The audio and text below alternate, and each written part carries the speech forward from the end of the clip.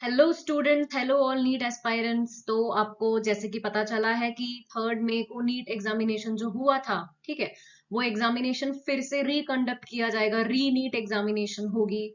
I know आप बहुत ज्यादा सैड होंगे इस चीज को लेके कि आपने बहुत मेहनत करी थी। अभी आप थोड़े अलग मूड में होंगे एग्जामिनेशन के बाद। अभी आपको फिर से पता चल रहा है कि आपको फिर से प्रिपरेशन करना पड़ेगा। तो ये थोड़ा सा डिस्टर्बिंग हो जाता है, मैं समझ सकती हूँ बच्चों। लेकिन अभी इसी चीज के बारे में सोच सोच के अपना टाइम वेस्ट करने से बेटर है कि आप आपका जो प्रिपरेशन है उसको स्टार्ट करें। ठीक है बच्चों, बहुत सारे बच्चे हैं जिन्होंने रियलिटी को एक्सेप्ट कर लिया है और प्रिपरेशन स्टार्ट कर लिया है।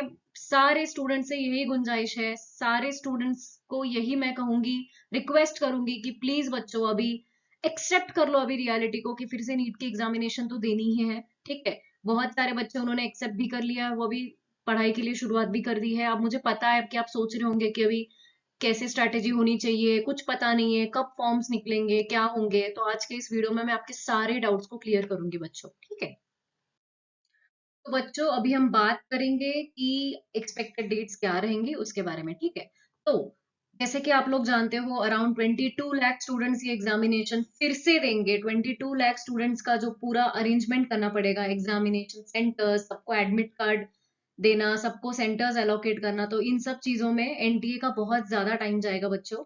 इसलिए अप्रोक्सीमेटली 1 मंथ का तो काम है ये आराम से। तो 1 महीने तो आपकी ये एग्जामिनेशन नहीं होगी, तो ये आपके लिए या आपके फेवर में है बच्चों। आपको अराउंड 1 मंथ फिर से मिल रहा है पूरा जो सिलेबस है उसको अच्छे से रिवाइज करने के लिए, मॉक टेस्ट देने के लिए, रिवीजन करने के लिए, पीवाईक्यूज करने के लिए आपको फिर से एक बहुत गोल्डन अपॉर्चुनिटी मिली है बच्चों। ठीक है, तो 1 मंथ की अगर बात करें तो अभी जो मई मंथ चल रहा है, ठीक है, मई मंथ में तो अभी एग्जामिनेशन आपका होगा नहीं। ठीक है, अभी बात करते हैं जून मंथ। तो बहुत ज्यादा पॉसिबिलिटी है कि जून मंथ में हो, क्योंकि मैंने रिसेंटली एनटीए के जो ऑफिशियल्स उनका मैंने रिव्यूज देखा, उन्होंने ये भी कहा है कि वो ज्यादा भी डिले नहीं करेंगे, क्योंकि पूरा जो आपका आगे आने वाला एकेडमिक कैलेंडर है वो सारा डिस्टर्ब हो जाएगा अगर आगे आने वाले मंथ्स में वो एग्जाम गया। तो मुझे पूरी प्रोबेबिलिटी लग रही है कि वो जून के मंथ में आपका एग्जामिनेशन कंडक्ट करेंगे। ठीक है, तो 7 जून को तो नहीं होगा बच्चों, क्योंकि इस दिन JIPMAT एग्जामिनेशन है जो एनटीए कंडक्ट करवाता है। तो 7 जून को तो आपका एग्जामिनेशन नहीं होगा। देन अगर हम पकड़ के चलते हैं कि 14 जून का आपका जून को अगर आपका एग्जामिनेशन हो, तो आपको लगभग मिल रहा है 1 मंथ। ठीक है, आज 13 मई है, 14 जून को अगर आपका एग्जामिनेशन होता है तो आपको अप्रोक्सीमेटली 30 या 31 डेज आपको मिल रहे हैं प्रिपरेशन के लिए बच्चों। अगर 14 जून को एग्जामिनेशन नहीं होता है और 21 जून को होता है बच्चों, तो 21 जून को आपको मिल रहे हैं अराउंड 38 डेज बच्चों। ठीक है, और 28 जून की बात कर लेते हैं। ये बहुत आगे जा रहा है बच्चों, वैसे तो मुझे नहीं लगता, मुझे तो हाई प्रोबेबिलिटी 21 जून की ज्यादा दिखाई दे रही है। लेकिन हम दोनों तरीके के स्ट्रेटेजीज बनाएंगे। अगर एग्जाम 14 जून को होता है तो क्या करना चाहिए, और अगर एग्जामिनेशन जो है वो अगर आपका 21 जून को होता है तो क्या करना चाहिए। 28 जून अगर एग्जाम होता है तो आपको मिलते हैं लगभग 45 डेज। ठीक है, तो अभी हम मिनिमल पकड़ के चलते हैं। अगर अभी हम पकड़ के चलते हैं कि आपको 30 डेज का जो है आपको टाइम मिलने वाला है फॉर एग्जाम प्रिपरेशन। तो अभी मैं यही आपको रिक्वेस्ट करूंगी कि अभी ज्यादा आप इस पे वीडियोस मत देखिए कि एग्जामिनेशन कब होगा क्या होगा।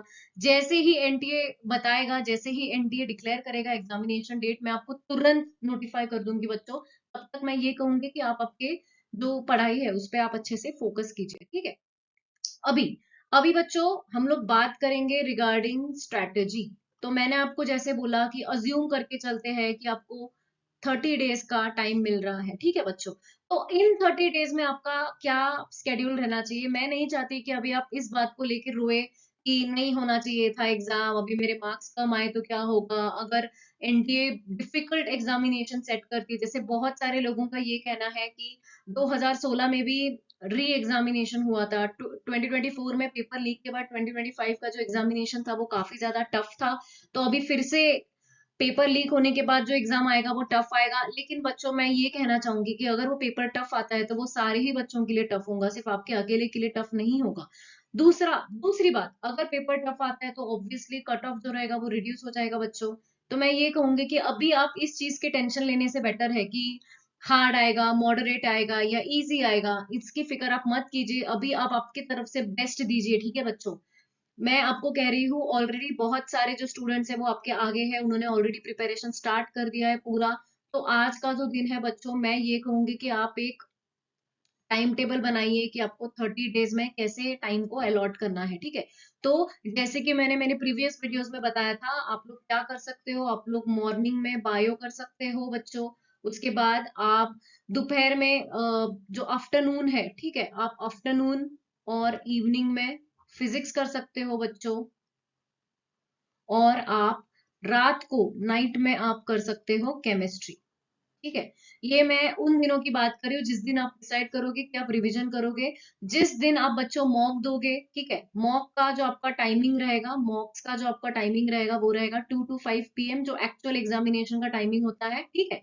बिल्कुल दोपहर को सोना नहीं है आपको। मेक श्योर दैट आप रात को अच्छी नींद लो ताकि आपको दोपहर को नींद ना आए, ठीक है बच्चों। अब मॉक्स देने के साथ साथ आपको मॉक्स का एनालिसिस करना है। और मैं एक बहुत इंपॉर्टेंट चीज आपको बताऊं कि जो मॉक्स आपने पहले दिए थे, 30 डेज जब बचे थे 3rd मई को, तब आपने बहुत सारे मॉक्स दिए होंगे।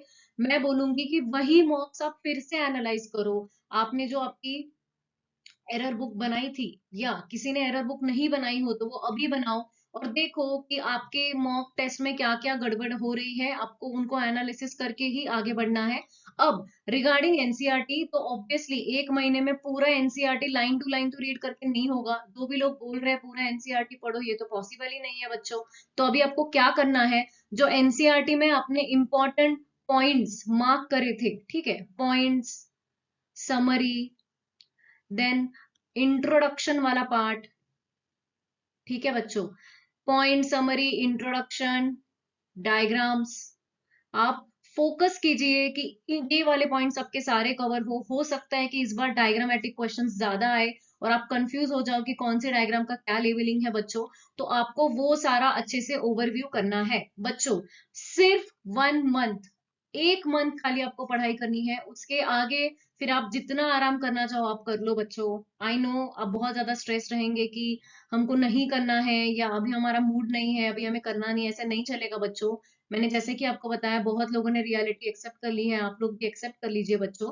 अभी 1 मंथ को आप कैसे यूटिलाइज करते हो ये आपका रैंक डिसाइड करेगा बच्चों। तो अगर किसी बच्चे का अभी जो 3rd मई को एग्जामिनेशन इजी गया था, वो बच्चा अगर ये सोच रहा है कि अभी का एग्जामिनेशन हार्ड जाएगा, प्लीज बच्चों ऐसी चीजें मत सोचिए। आपको बस आपके प्रिपरेशन पे फोकस रखना पड़ेगा, खुद पे आपको कॉन्फिडेंस रखना पड़ेगा, ठीक है। तो ये जो 1 मंथ है बच्चों, ये आपका स्कोर, रैंक, आप कौन से गवर्नमेंट कॉलेज में जाओगे, ये जो मेन इंपॉर्टेंट फैक्टर है, ये आपका 1 महीना डिसाइड करेगा बच्चों। तो मेक श्योर आप दिन का 12 to 4 आवर्स अच्छे से पढ़ाई करके इसको यूटिलाइज कर रहे हो। अगर आप वेकेशन मोड में चले गए हैं तो फिर से बाहर आओ। अभी आपका स्टडी मोड फिर से ऑन होना चाहिए बच्चों। स्टडी मोड को आप करो ऑन, ठीक है। अब आपका आने वाला जो फ्यूचर है वो ये डिसाइड करेगा कि आप ये 1 मंथ को कैसे यूटिलाइज करते हो बच्चों, ठीक है। अगर आपको कोई भी डाउट या कोई भी क्वेरी है, आप मुझे बिंदास कमेंट सेक्शन में पूछ सकते हो, या फिर आप मुझे ईमेल कर सकते हो, ठीक है।